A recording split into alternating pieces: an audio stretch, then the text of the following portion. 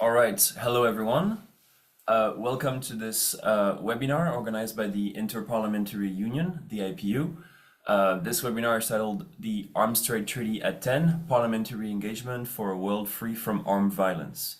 This is being organized on the 10th anniversary of the entry into force of the Arms Trade Treaty, a very important international treaty, as you'll come to hear through the interventions of our experts. Today's webinar will be moderated by Ms. Laurence Marzal. She is a senior program officer at the Inter-Parliamentary Union, and she is also the secretary of the IPU Standing Committee on Peace and International Security. Laurence, you have the floor. Thank you very much, Arthur, and welcome to all esteemed members of Parliament's distinguished panelists, colleagues, ladies and gentlemen. It's a pleasure to welcome you to this webinar. Today, it's Human Rights Day, and today we will be celebrating, as Arthur said, the 10th anniversary since the entry into force of the Arms Trade Treaty. And this milestone will certainly remind us of how far we've come and also show the critical work that still lies ahead of us. It's also a moment to honor all those that have been tirelessly, sorry, I'm French, championing peace and security for the people. Please allow me first to highlight the strong parliamentary legacy of the ATT. In a landmark resolution adopted in 2006, the parliamentary community called on governments to conclude a treaty that will control arms trade and highlight that illicit flows of arms were a threat to human rights. And I guess that this resolution laid the groundwork for the ATT's adoption and also is a proof that parliaments have always been at the forefront of the efforts to safeguard human lives and dignity. Indeed, as representative of the people, parliamentarians have the unique responsibility to protect their communities from the devastating impact of armed violence. At its core, the ATT is about people, about protecting families, children, and the entire communities from the horror of armed violence. Article 1 of the treaty calls for reducing human suffering, a goal that speaks to our shared humanity. By preventing the illicit trade and diversion of arms, the ATT seeks to prevent conflict, displacement, and the destruction of livelihoods, and helps create a safer and more stable world. For citizens and for their representative, it means a future with less violence, fewer weapons on the street, and a stronger shield against human rights abuses. So the ATT is more than just a treaty. It's a global promise to protect human life, uphold human rights, and ensure that weapons are never used to harm the innocent. This webinar is a space to exchange ideas and explore practical steps Parliament can take to promote, ratify, and implement the ATT. It is also a call to action for parliamentarians to lead with courage, compassion, and a commitment to build a safer world for all. So today, we are honored to be joined by three distinguished panelists. I will start with Ms. Karin Olofsson, who is the Secretary General of the Parliamentary Forum on Small Arms and Light Weapons, which is an international network supporting parliamentarians in preventing and reducing armed violence. With over 15 years of experience in peace, security, and development, Ms. Olofsson previously served at the Swedish International Development Cooperation Agency, called SIDA, including roles at Swedish embassies in Colombia and Guatemala and in civil society organizations. Karin's leadership at the forum empowers parliamentarians worldwide to address the human impact of small arms proliferation. Our next distinguished panelist is Ms. Hein-Wei Luz, who is the Director of Control Arms, a global coalition of about 200 NGOs working to reduce armed violence and conflict through stronger control on the international arms trade. She previously served as a project manager at the Geneva Center for Security Sector Governance, GCAF, and as deputy to the Implementation Support Unit for the Convention on Certain Conventional Weapons, CCW, at the UN Office for Disarmament Affairs. Through advocacy, Heinway strengthened the critical link between decision makers and civil society, highlighting the very concrete impact of small arms proliferation and promoting evidence-based actions to address small arms proliferation and enhance citizen safety worldwide. And finally, we will hear from Mr. Alistair G., who is a co-founder and executive director of the Center for Armed Violence Reduction, an international organization working to develop and promote and provide assistance with issues related to small arms. He's working with platforms like the Arm Tracker and Arm System to assist with stockpile management, record keeping to reduce diversion, reducing violent incidents, and reporting arms smuggling and illicit possession. Alistair has held leadership roles in a range of organizations working on armed violence, including Act for Peace and the Institute for Economics and Peace. As a former lawyer and currently an author, he continues to advocate for tailored solutions to countries affected by small arms proliferation. And now, without further ado, Karen, you have the floor.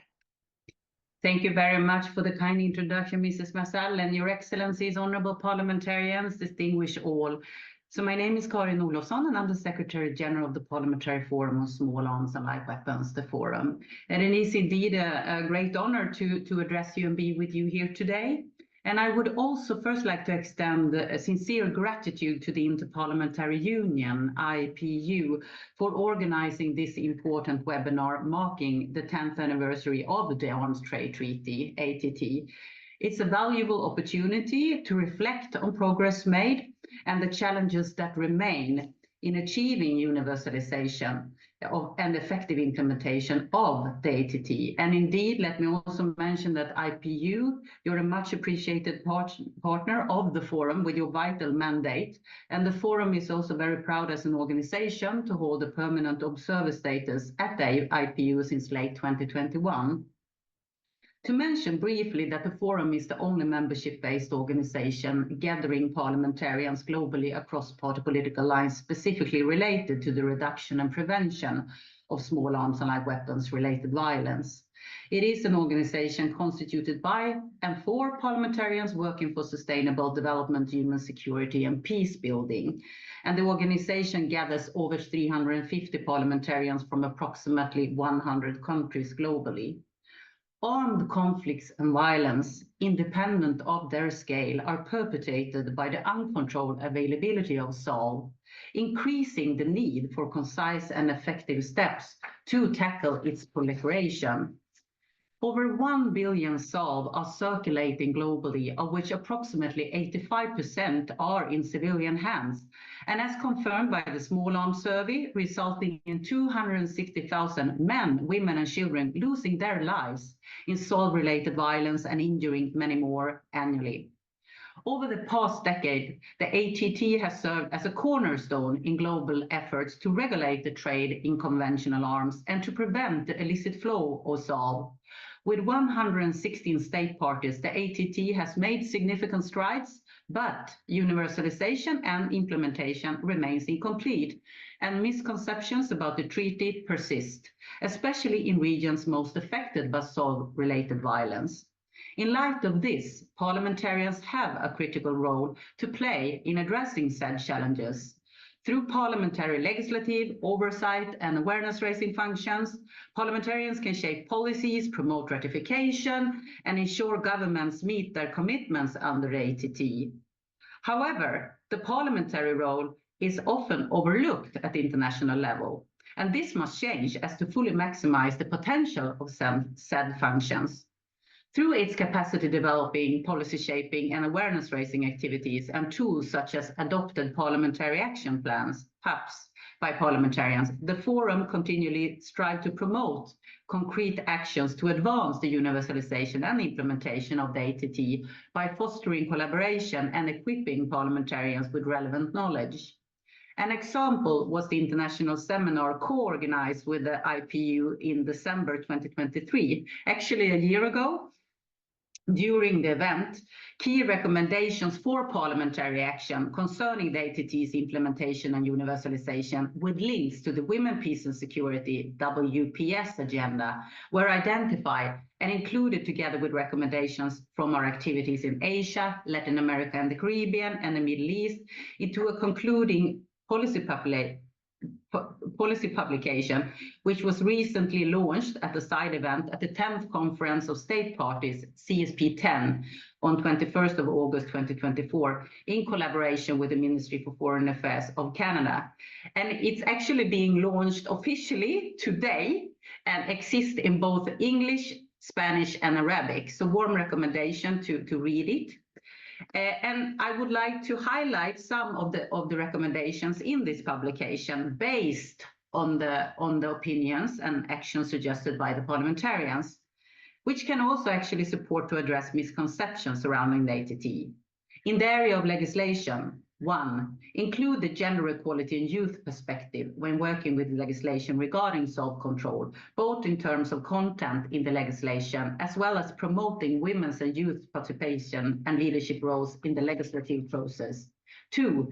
Integrate SOLV action plans into national development strategies, including in the national action plans about the WPS agenda. 3. Enhance engagement with a variety of stakeholders, such as civil society, agencies, the government, including through consultations relating to the drafting process of new legislation or amendment on SOLV-related processes and the WPS agenda, as well as evaluation to ensure inclusion of a wider range of perspectives and efficient implementation. In the area of oversight, 1. Promote the use of parliamentary control tools to improve the implementation of the ATT and encourage the adoption of related gender-responsive public policies and strategies.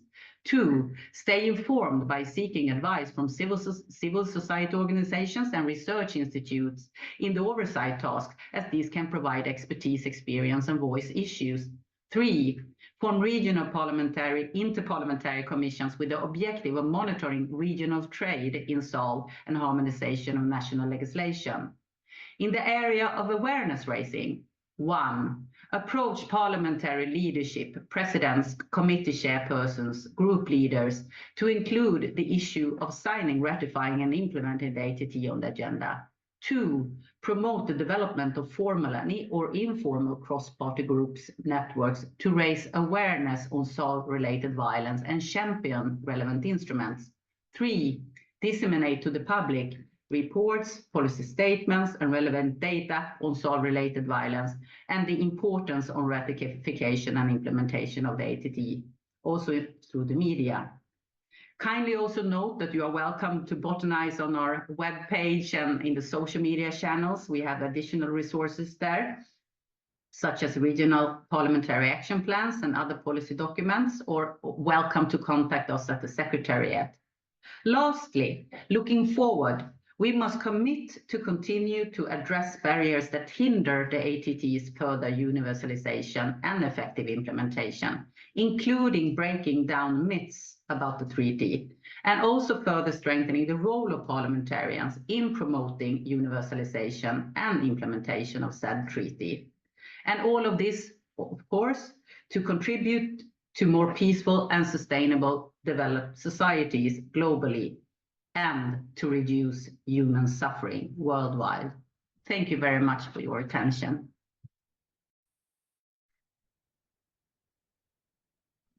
Thank you very much, Ms. Olafsson, for this very interesting presentation.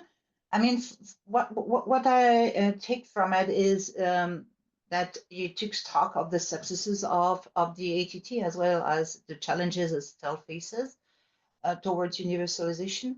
Thank you for recalling the role of parliamentarians and also the fact that it's quite often, unfortunately, overlooked.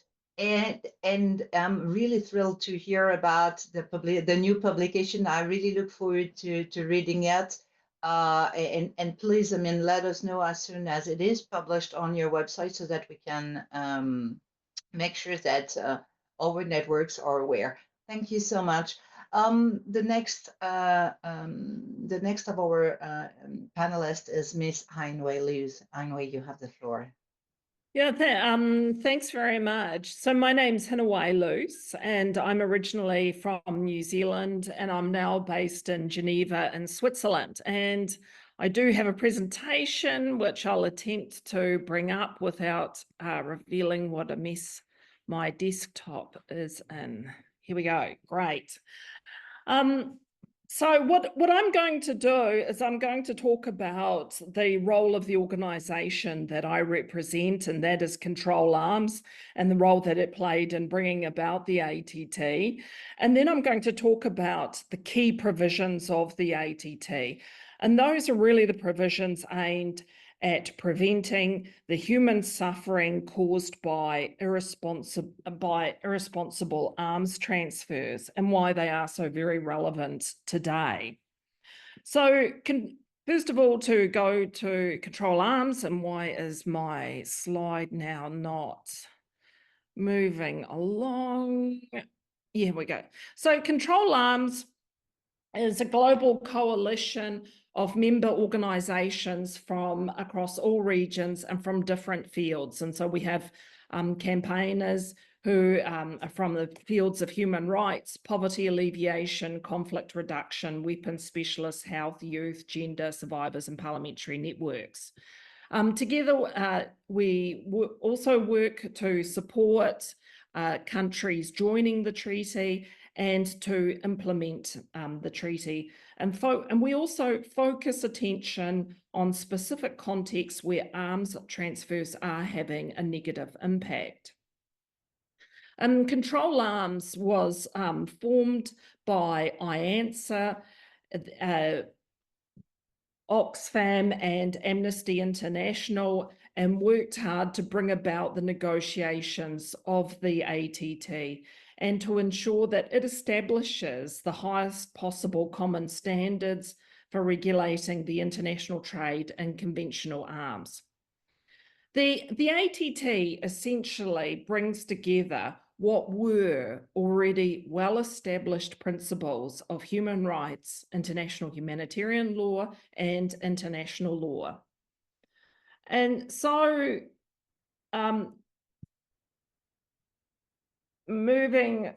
this has already been covered. So just to briefly recap on what does the ATT regulate. It regulates the export, import, transit, transshipment, and brokering of conventional weapons.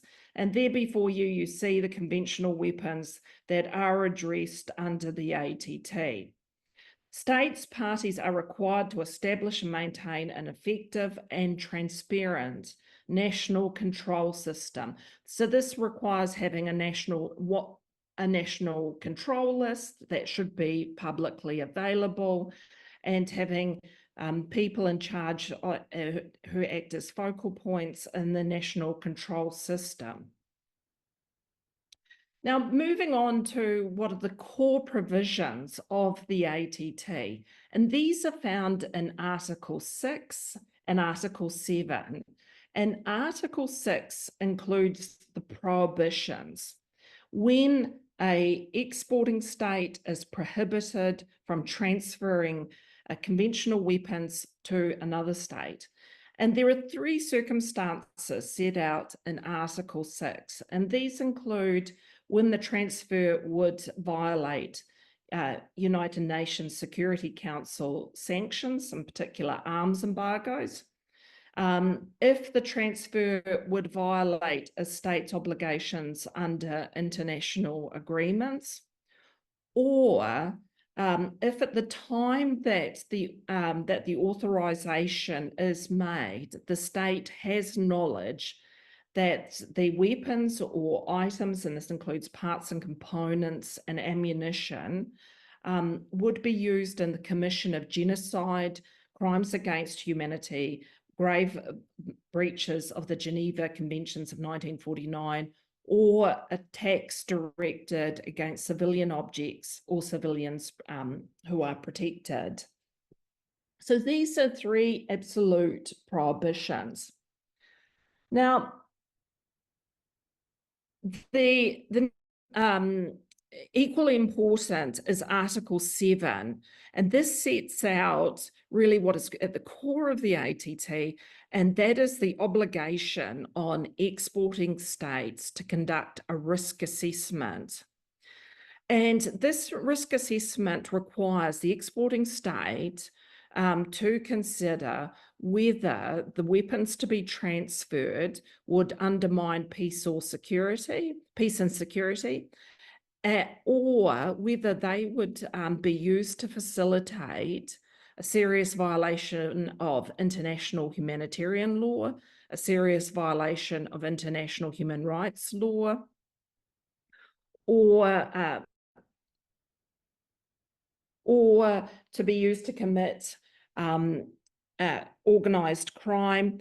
And then the risk assessment, if this is found to be the case, states can consider whether mitigating measures can be conducted to offset the risks of the weapons being used in serious violation of international humanitarian law or international human rights law. But if after conducting the overall assessment and taking into account the possibility of mitigating measures, the state determines that there is still an overriding risk of negative consequences, then the export is not to be authorised.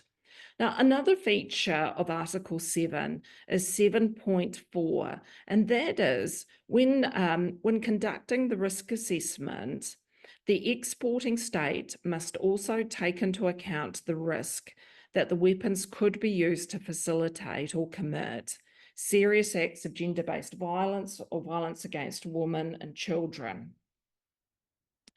So these provisions have been much discussed in the first 10 years of the treaty, and there have been significant developments. And let's move on. So this is a slide that shows the ATT in a nutshell, and also its comparison to the UN program on small arms and light weapons. And on the left, you see the arms export risk assessment, and this should clearly include both violations of human rights law, but also international humanitarian law. Would it facilitate terrorism? Would it facilitate gender-based violence or organised crime, etc.? So why is the ATT important?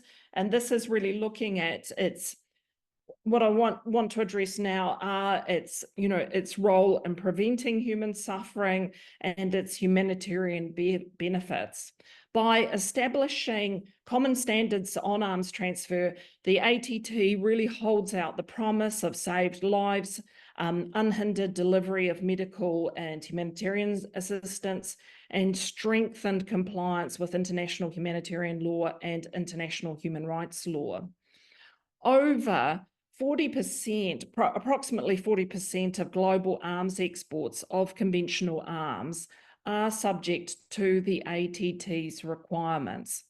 And states, parties' investment in strengthening their national control, international cooperation assistance, and in advocating for states to join the treaty can pay off and increase the percentage of coverage of the ATT. And this past year, we saw that Colombia, the Gambia, and Malawi joined the treaty. So this is a community that is growing. Really, why is the ATT important? This is something that cannot be overstated.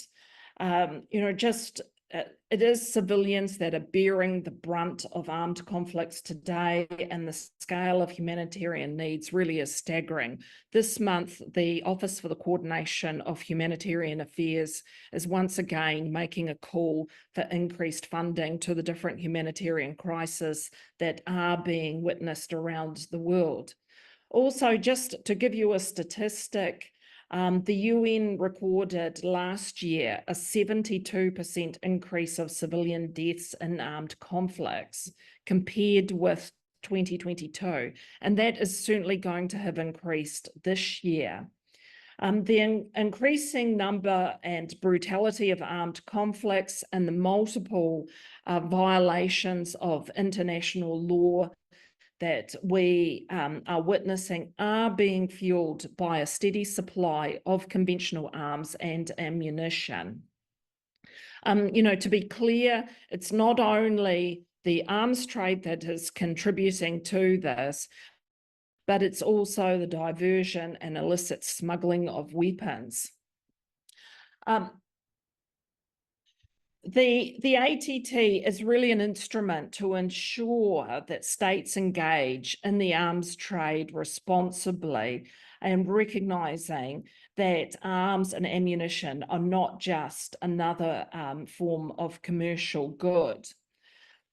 So I will, it is clear in today's context that, from contexts such as Gaza, Sudan, Yemen, Myanmar, the Democratic Republic of the Congo and Ethiopia, just to name but a few, that implementation and enforcement of the ATT is much needed. So I will leave it there, and I'm happy to answer any questions.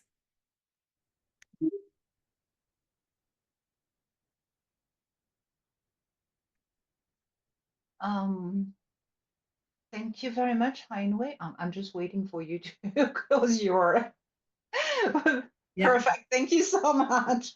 Well, thank you, and thank you for this great presentation of the ATT and its core provisions.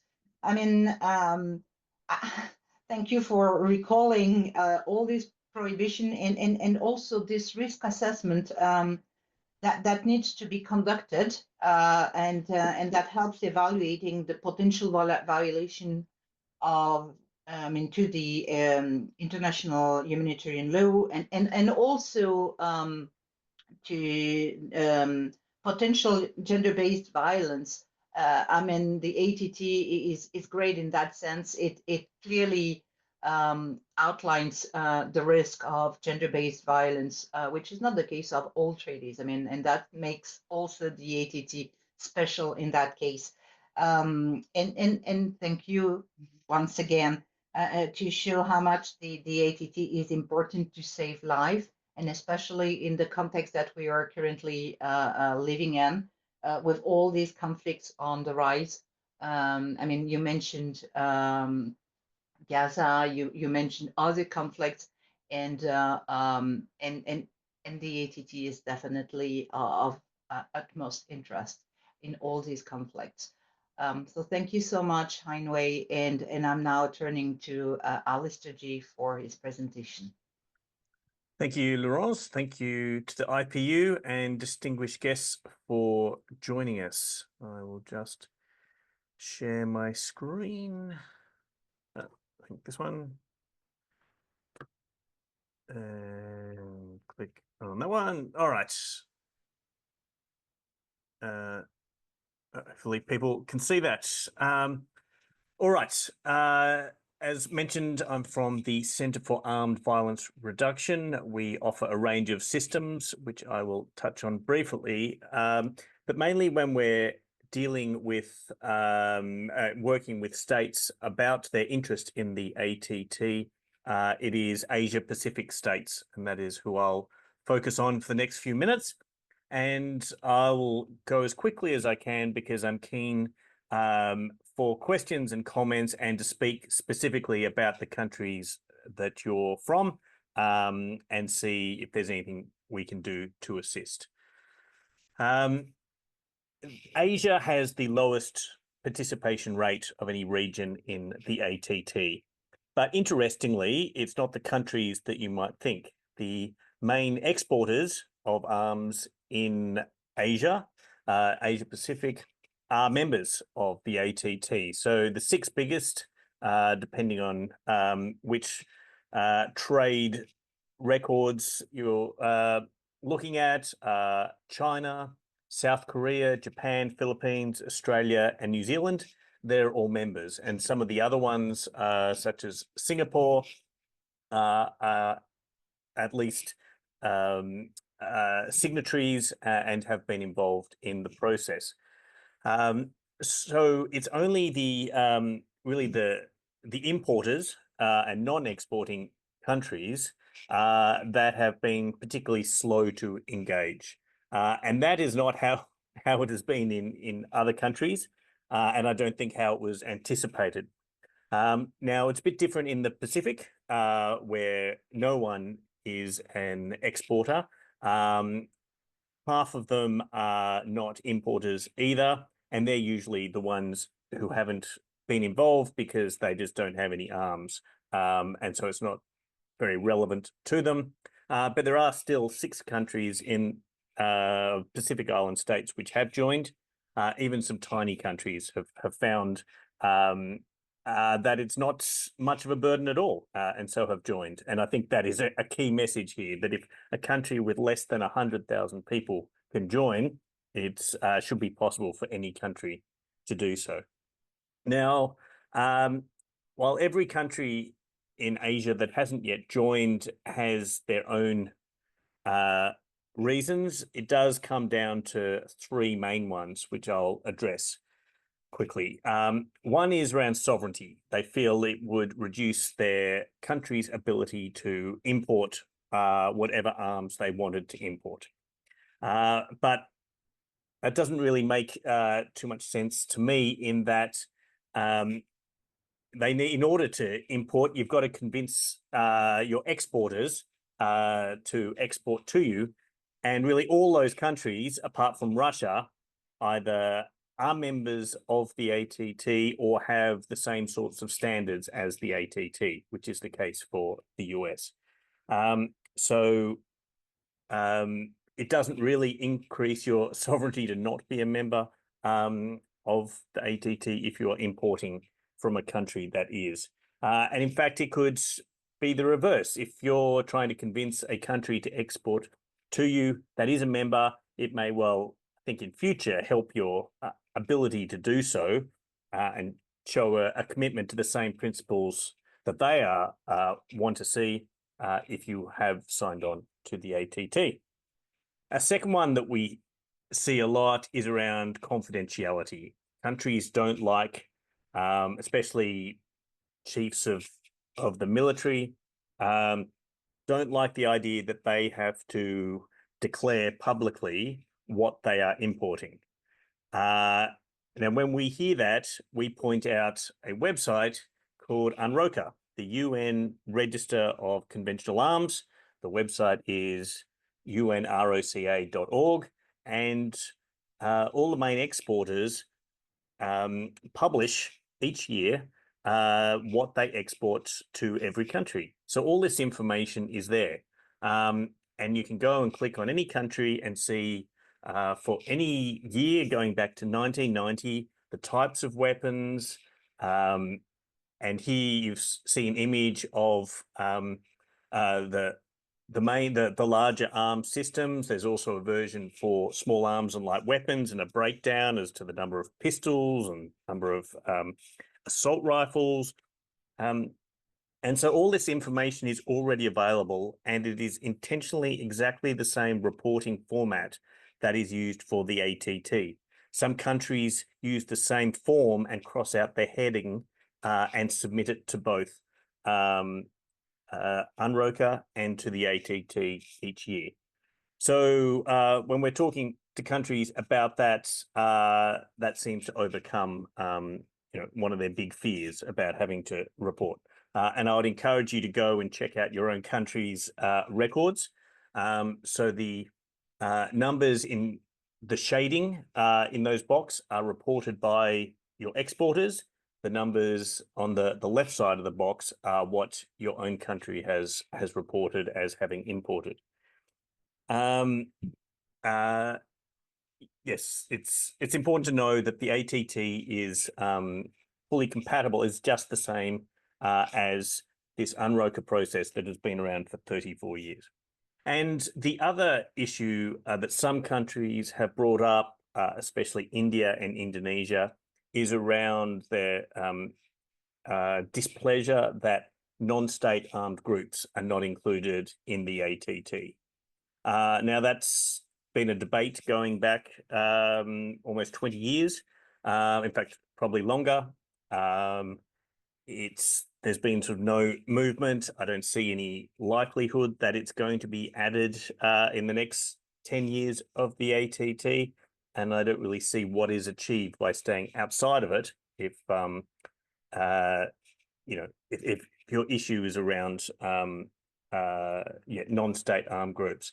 Those who wanted it left out argue that it is dealt with by saying, well, there shouldn't be any exports to situations or end users who might use them for breaches of international law. So if that is what a non-state armed group would do, then the ATT already precludes exports to them. All right. Now, Hinaway went through the major provisions of the ATT. There's nearly 30 articles in it, and she's mentioned the main ones, Articles 6 and 7, which are the obligations on exporters. And that is the main burden of the ATT. There is very little burden on importing states. And I would say these are the three articles that really relate to importing states. Maintain a national control system, and every country in Asia Pacific has a national control system. Secondly, take measures to prevent diversion and address it when detected, and I'll come back to that in a moment. And thirdly, maintain records of arms transferred to your territory. That is all, and I would imagine you would expect that to be done in your country, regardless of whether you join the ATT. So hopefully you'll see that there's little reason if you are an importing country to not join. And I mean, if there was one thing to encourage you to do, it would be to ask that a national interest assessment be done for your country, if that is the normal step that would be taken for to assess a treaty. For the Pacific, it's as simple as them often wanting a cabinet note drafted. A 2 to 3 page cabinet note is often the critical step that just gets the ball rolling. So it's sometimes not even active objection, it's just some of the basic paperwork hasn't been done. All right, so to diversion, and thank you, Hinaway, I've stolen one of your slides for this. Diversion, as it says, can occur at any point of a transfer or any point of the life cycle of arms and ammunition. I'd say within Asia and the Pacific, it is very rare that it actually occurs at the beginning, during the brokering, during transit or transfer. It's most common within Asia Pacific that it will occur after it has been sitting in a stockpile for a long time, after it has been part of an armory, and it might be when the armory is moving from one weapon system, might be changing its assault rifles and upgrading them, and the old ones are then not an adequate oversight is not kept of the old ones, and they get sold out. Also, in countries which have civilian ownership, they can go into the black market. They can be sold off, but again, that's not a common thing within a lot of Asia Pacific countries. And of course, weapons can be smuggled in and so be illegally brought into the country in the first place, but that's not a question of diversion for a country to worry about. It is, of course, a question of dealing with illicit trade. One thing that's important in reducing diversion and these key issues is removing your surplus stockpiles. And that's, I think, starting to happen a little more in Asian countries which have surplus stockpiles. I know Cambodia's been chopping up 30,000 firearms from one of their stockpiles over the past 2 years. And that's a big thing around the world in terms of one of the most common forms of of leakage. The other thing is to have a good digital record keeping system. A lot of countries keep records, but if it's not digital, then it'll just sit in a logbook and no one outside of each armory would know what's in their own armory. So that's why we've created a system called Arms Tracker. And I think in the coming years, there'll be a few other systems from other organizations that might become available. So there will be further options, but this is something that we provide to aid recipient countries at no cost to them. It means that all armories across an agency, let's say that the military, can be networked so that headquarters can know what's in any armory at any one time and can make it easier to audit them. Also, where legislation requires that all armories across all types of agencies, because the police as well or corrections might also hold weapons, where that needs to be reported up through to a central oversight body, perhaps within the president's office, that can be done through a good digital record keeping system. Another aspect is, sorry, and this is a bit more about what Arms Tracker can do. It's not just record keeping and stockpile management.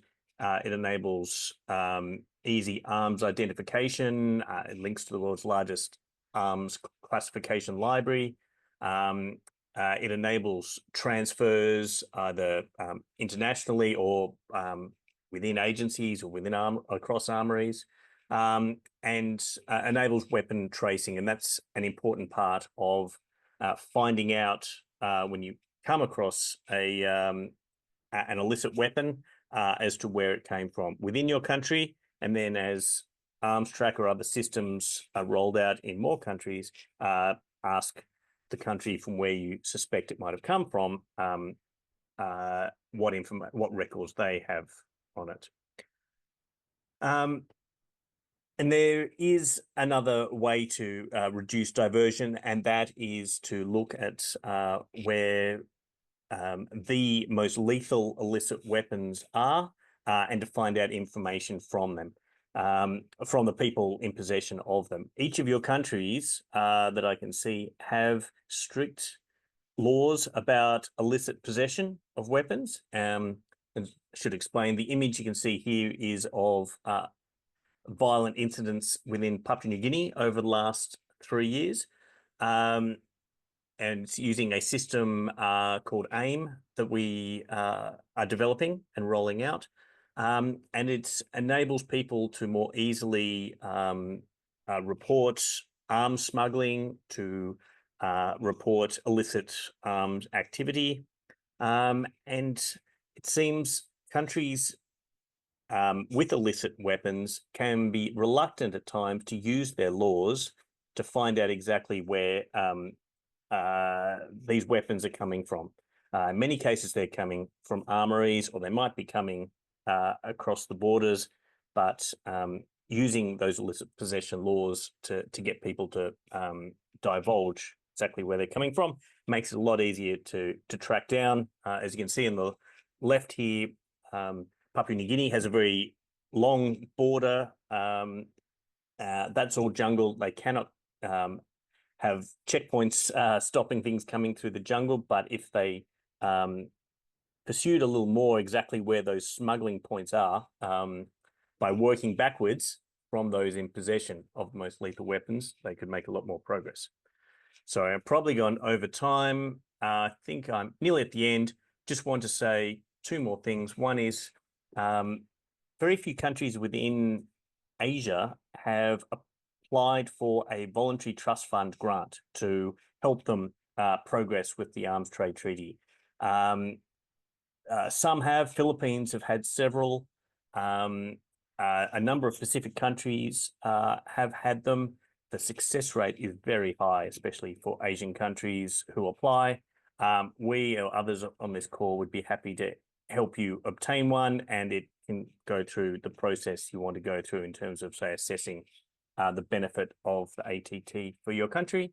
Finally, This report on the right, recently released, looks at every country in the Asia Pacific and where it stands on the ATT. So I'd encourage you to look at that about your country and to ask about it in the question time now. Thank you very much.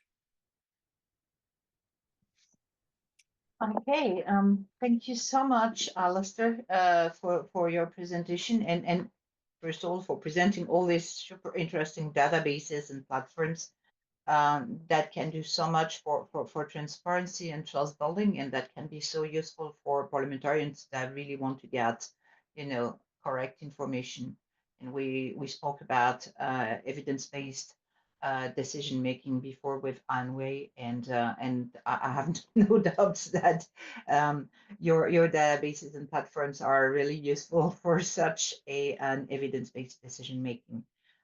Thank you also for addressing the obligations of importers, because one of the major challenge that or obstacle that we are given by parliament by countries that have not yet joined the ATT is a burden, the bureaucracy which is behind the ATT, and in fact, you just mentioned that it's just very basic paperwork of recording, and that shouldn't be provided as a as an obstacle. So now that we've heard the three of you, let me ask if someone in the audience would like to ask a question. I just want to remind everybody that you just have to raise your hand and we'll be happy to give you the floor. And if, and so far I see no one, and so because I see no one, I will try to get the ball rolling and we'll ask questions myself. So Ms. Olafsson, sorry, first question will be for you. And well, so you're the Secretary General of the Parliamentary Forum on Small Arms and Live Weapons. As you mentioned, you're an observer to the IPU. Can you tell us a little bit more what role the forum is playing in addressing the misconceptions, like the one I just mentioned with the burden of recording, for instance, in addressing the misconceptions and the roadblocks about the ATT, and how can parliamentarians work to dispel this myth? Thank you very much, Mrs. Marzal, and thank you. Also interesting to listen to the fellow presentations. And I'm also eager to listen to any question or comment from the audience, of course. And what I would like to state also, firstly, my previous intervention was a bit overall and brief. I want to highlight the importance of a multi-stakeholder dialogue and to collaborate with also different actors, of course, although we focus on parliamentarians as an organization, that's for sure. But as to reach result in the world of today on peace and security and to reduce human suffering, and actually I would like to do a more normative reflection, given the backlash of democracy also in the world of today, it's more important than ever to collaborate.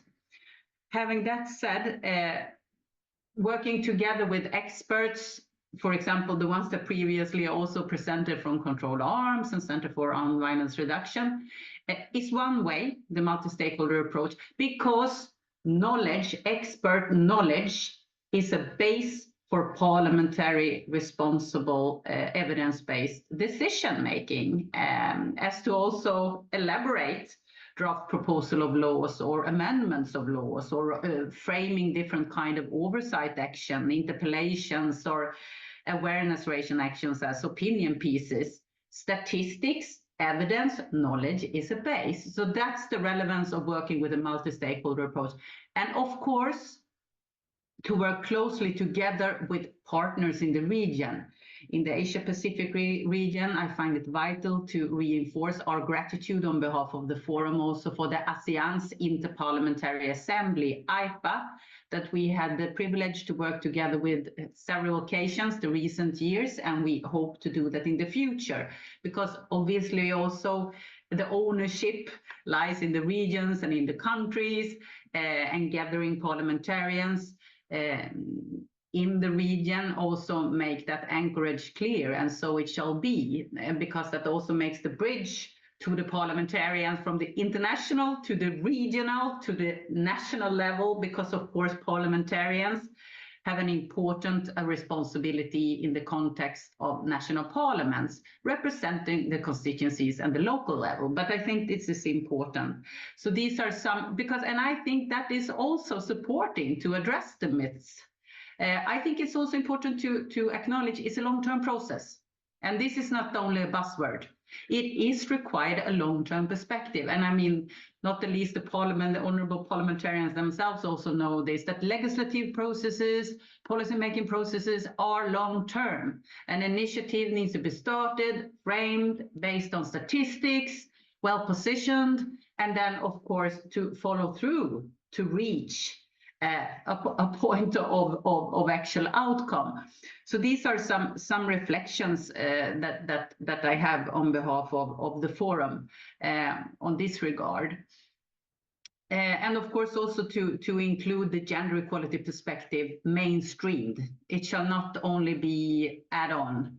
And I think this is a way also to address myths, because that means also it's a equally shared responsibility by women and men parliamentarians, which can also make the outcomes, for example, legislation, more sustainable in the long term run. No, also representing in a more equal way the population. Thank you. Thank you very much, Karine, and thank you for mentioning the multi-stakeholder necessity. Alistair, I see you raised your hand, so the floor is yours. Thank you. Just quickly on misconceptions, two that seem to come up which can be quickly dealt with. One is some people assume that it's a disarmament treaty, and senior people in military or police get frightened by that idea. It's certainly not a disarmament treaty. And I mean, if you print the treaty double-sided, it's only 6 pages. And so it's pretty quick to show someone that it's, they can read through it in 2 to 3 minutes and see that it does not stop them from importing what they believe they need to for their national security. And the second one is states with manufacturers get concerned that manufacturers will be upset if they join the ATT. And there have been a few, I would say, usually small manufacturers who have questions, but the main ones have been supportive of it. They want global regulation rather than having to deal with different ones in different countries. So there are papers written on this that you can find online of the main manufacturers coming out in support of the ATT, and I think that can be quickly dealt with as well. But the main thing is to find out as quickly as possible by talking to people who have objections as to exactly what they are, and to deal with them, and perhaps to call in experts if that's what you want to do, and it can be quickly addressed, and not just to believe that it's something that's cannot be overcome.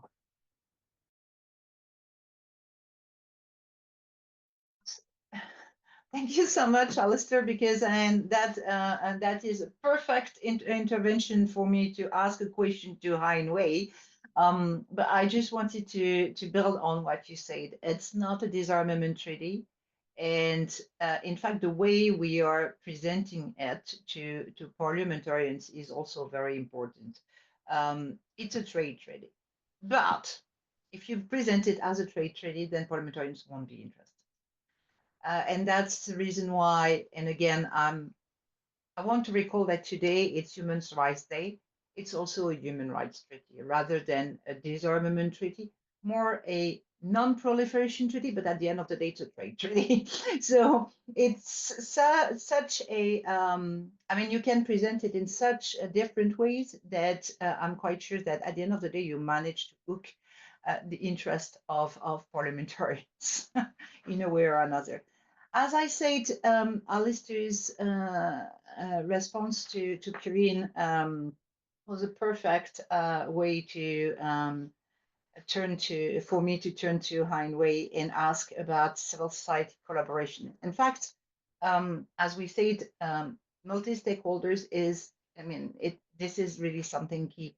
And what is important is that parliamentarians know that they can turn to people that are aware, that know what they're talking about, to get information, to get this evidence-based knowledge that will help them go further in Parliament.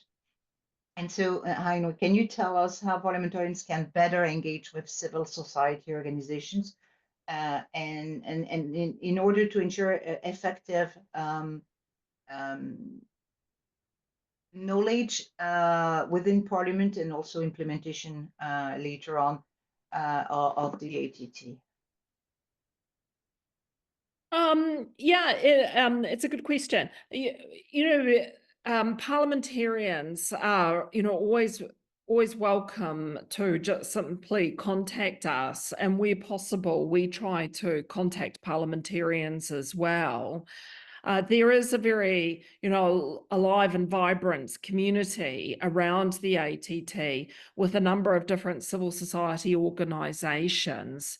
At this year's Conference of States Parties, Alistair was there, and organisations such as Amnesty International and Safe World, which is based in the United Kingdom, and the Stimson Centre from the US were there and very active as well. So, parliamentarians should feel free to contact us at any time. And we have had close collaboration with parliamentarians in the past as well. Parliamentarians working with control arms were critical to bringing about Brazil's joining of the ATT. And also, we work with parliamentarians to exchange ideas and provide advice on how they can ensure transparency in their own country's arms trade, and to ensure that there is parliamentary oversight of these issues.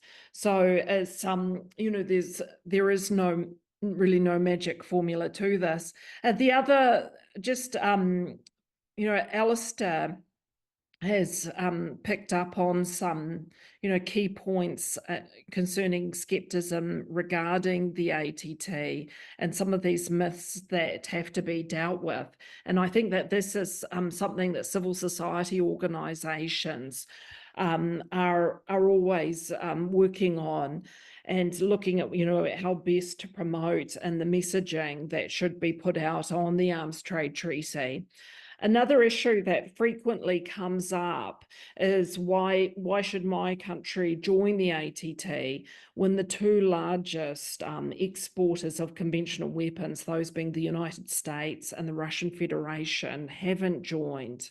And what's important there is a point that's been made a number of times this morning, and that is that the ATT, just like the Convention on Anti-Personnel Mines, like the Convention on Cluster Munitions, is really focused on building a strong and robust community of practice. And this can bring about greater responsibility within the arms trade and the practice of what goes on in the international arms trade, and to turn around the current a situation where we do see arms fueling not only armed conflicts, but being used in the facilitation of violations of international law. So that's it from me. Well, thank you, Heinway, and I have no doubt that parliamentarians will be more than happy to know that they can count on such a vibrant community, and that gives me plenty of ideas for programs that hopefully will start next year. Again, I'm calling the participants. Please let us know if you have a question. I mean, you have the opportunity of interacting directly with these great panelists. So please do so if you wish. And I'll continue trying to find questions interesting for everybody. And I'm now turning to Alistair. So you made this presentation with the map, and in fact, that makes me think that the task of reducing diversion can seem quite complex and perhaps a bit overwhelming for a parliamentarian. So how would parliamentarians address the challenges of cross-border arms smuggling and illicit flows, particularly in regions with porous borders as the one you've just presented? Yeah. Well, that really is a tricky one. I've tried to simplify some of the other challenges, but I'm not sure I have a good answer as to how to stop smuggling across porous borders, of which quite a few countries especially in Asia, do have that problem, as they do, plenty of countries in Africa. African regions have some of the strictest regional conventions on arms management, and it hasn't made, I think, as much of a difference as they would like it to do. So, having laws and regional agreements in place is not always enough to stop a truckload of AK-47s. That said, I think, a lot of Asian countries have done a very good job in their transit management. And a lot of Asian countries have strict strategic goods management laws. I'm thinking particularly of, say, Singapore, which has everything in place that and more that the ATT would expect, and yet hasn't yet joined the ATT. The Philippines has gone through the same process and has now joined the ATT. Just having very impressive transit and international transfer management systems in place for dealing with cargo containers at great volume coming on ships. The Pacific is kind of lucky in that it's very little is smuggled across. You've had a few instances where it has been, such as from Papua New Guinea over into the Solomon Islands, and it doesn't take many weapons being smuggled across to cause huge problems for a country. And I could go into a lot more of that if anyone wants to ask about it. But the more can be done. There's easier forms of diversion, I think, to address, and that is leakage out of surplus stockpiles through the reduction of surplus and better oversight of the records that are kept there. So often, countries can have records being kept, but without someone checking those records, you see situations of huge amount of leakage. Situation in South Africa where one person in charge of a particular district of the police collected firearms that were then used in several thousand homicides. And that's in a country which spent a fair bit on its record-keeping system. You've got that can be addressed, as well as, following up the most lethal weapons. So that's something I'm working on, for instance, in Papua New Guinea at the moment. It's the assault rifles, the M16s, SLRs that haven't come through porous borders. They've come out of police and military armories, and we've just got to help the police grab them. There's probably only 300 of them in the highlands, and trace them back and to stop the leakage continuing.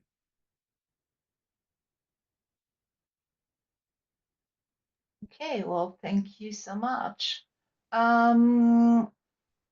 So if we still don't have anybody willing to take the floor, and because I'm getting short of questions to my panelists, if you don't mind, please allow me to ask my colleague Arthur to come to stage so that he can present our latest publication that you will see is very much linked to the ATT as well. So the IPU launched in last September a publication on the human security and common security approach to build peace. This is something that is tailored to parliamentary functions, and that can very much be applied to encourage parliaments to, advocate for joining the ATT. Arthur, please, in 5 minutes. Thank you, Laurence. So please, everyone, I'm going to direct your attention to the chat. I've just posted the link. This publication was recently published. It's available in English and French for now. So this is the handbook, Human Security and Common Security to Build Peace. I'm lucky enough to have a physical copy. If you come to IPU Assembly, you can grab one for yourself.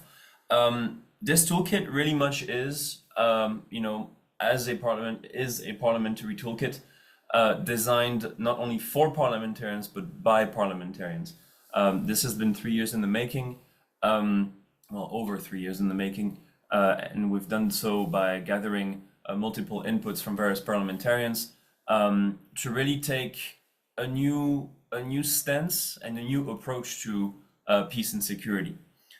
This all started with an observation that we've made throughout our work, which was the idea that whenever the concept of security came up in the discussion, parliamentarians would tend to take a step back and say, "Oh, security, that's not us. Security, that's the prerogative of the executive.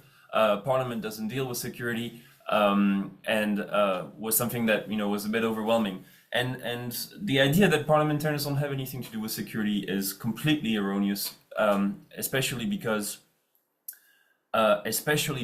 parliamentarians are direct actors of security. So those two concepts, human security and common security. So human security recenters the idea of security around the individual, the human, and is based around over 7 pillars. So, economic security, food security, health security, environmental, personal, community, and political security. And then at the IPU, we've added a last one, technological security, really recentering the idea that if you think of security only in military terms, then you're missing the real root of the issue. And finally, secondly, common security, which really staples the idea that the security of a nation cannot be achieved at the expense of another nation. Security is something that is built in common and not against each other. And so this adversarial mindset to building security internationally and this military mindset of building security are conceptions that have been omnipresent over time, and that we're trying to challenge. And we're doing so by contextualizing those approaches to parliamentary functions. So with this handbook, we're helping you as a parliamentarian to integrate those approaches through your everyday function of representation, budget setting, oversight, and legislation, of course. And lastly, parliamentary diplomacy, which is also a parliamentary function that the IPU likes to highlight. You as a parliamentarian may face issues within your context, within your nation, within your constitution, that may be common to other parliaments and parliamentarians around the world. And parliamentary diplomacy is a wonderful way for parliamentarians to step up and contribute to solving issues that are global in nature. So once again, please, I'll refer you to the chat to find the link that will send you to this publication. You can download it, share it around you. And as I wrote, it's extremely relevant for parliamentarians, of course, but civil society is equally concerned with this publication, because if the society knows that those approaches exist, they can start demanding it from their parliamentarians. Thank you. Thank you very much, Arthur. And that was quick.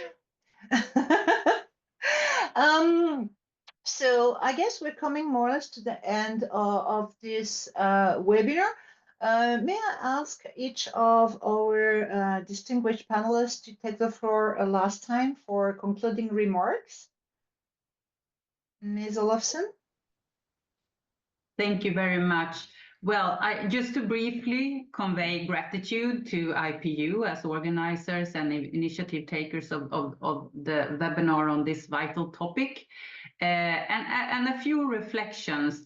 I think also at the sidelines of the 10th Conference of State Parties in end August earlier this year, one could also note observations and calls for, of course, emphasizing the landmark importance of ATT as a treaty existing and doing progress, of course, with challenges, as always, with different topics, but also the need to progress into a new era for the ATT, and maybe go from the more institutional, procedural framing to go into even more of the normative and maybe so the political by safeguarding the reduction of human suffering and really making reality of the various provisions that are important substance of the treaty. That was an observation we made at the forum also. So this call for action, so to say, the forum, we take it upon us in our mandate, and we will continue to contribute to more peaceful and sustainable developed societies. And of course, focusing on parliamentary action, the legislative function, the oversight function, and the awareness raising functions. And as ATT is one of the prioritized treaties and frameworks of the organization, we will continue to be focused and also to build on important results achieved. And also I commend IPU. It was very interesting also to hear on the background the rationale for this human security and common security publication. I mean, the reflection on the importance of the parliamentary role regarding security, because indeed there is a clear responsibility and also an opportunity to have leverage, because I think this positive side is also important to highlight. And on our behalf, commending you for that publication and initiative, I also once again just mentioned this newly released policy publication, and we will keep on. We will further elaborate this, of course, and following up with parliamentarians around the world and in the Asia-Pacific region, of course, and also highlighting the importance with our collaboration with the ASEAN Inter-Parliamentary Assembly in these endeavors. So yes, so just to give you all the gratitude and to also encourage us to keep on and identifying concrete ways of collaboration as to also move forward on all of these important aspects for more peaceful and sustainable developed societies globally. So thank you very much. Thank you, Karian, for these kind words. And just to recall this publication, we did one focus group during the event that we organized last year. One of the latest focus group, because before we started drafting. So thank you very much for that. Yeah. Hai Wei, you have the floor. Yeah, thanks very much. And, thanks, Laurence, to you and to Arthur and the IPU for putting this event together.